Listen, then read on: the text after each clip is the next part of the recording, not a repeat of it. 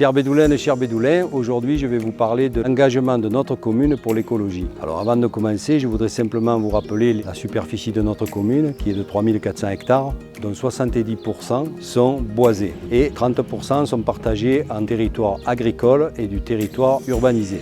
Je vais laisser désormais la parole à Marjorie Minutolo, qui est l'adjointe déléguée à l'écologie et à l'environnement. C'est elle qui va pouvoir vous expliquer la réalité du monde environnemental de Roquefort-la-Bédoule. Merci Monsieur le maire. Ville et Village Fleuris, c'est aussi un label de développement durable. On mène beaucoup d'actions en faveur de l'écologie, notamment sur les économies d'eau, sur la protection de la biodiversité de nuit en éteignant. Nous avons créé le premier jardin urbain partagé afin de donner la possibilité aux jardiniers amateurs de pouvoir cultiver en plein centre-ville. Gros point sur lequel on va s'engager, c'est la désimperméabilisation des cours d'école pour à la fois créer des îlots de fraîcheur pour nos enfants. Nous luttons fortement contre le gaspillage alimentaire. La moyenne française est de 120 grammes par jour et par enfant. Nous, sur la Bédoule, nous sommes à 60 grammes de gaspillage alimentaire par enfant. Et enfin, le dernier projet qui nous tient réellement à cœur, c'est le déplacement des enfants entre leur domicile et l'école. Nous allons lancer l'année prochaine un vélobus qui va permettre de se déplacer de façon plus durablement pour ces trajets-là. Concernant la lutte contre les dépôts sauvages, notre commune va prendre un arrêté municipal pour établir le maximum de l'amende possible pour les personnes irrespectueuses et les personnes qui se permettent de déverser leurs déchets sur notre commune. Et enfin, nous nous engageons dans la transition énergétique aux côtés de l'ALEC, l'agence locale